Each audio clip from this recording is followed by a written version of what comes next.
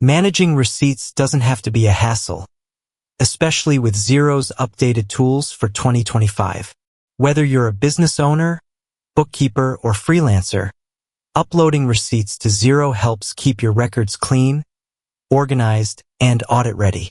In this guide, you'll learn the simple, step-by-step process for adding receipts in Xero using both the web dashboard and the mobile app, so you can track expenses accurately and stay on top of your financial management.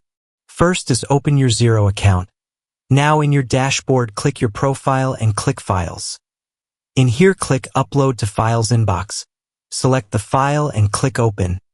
Now your file is already uploaded. These files is also sent to specific email address the Xero created.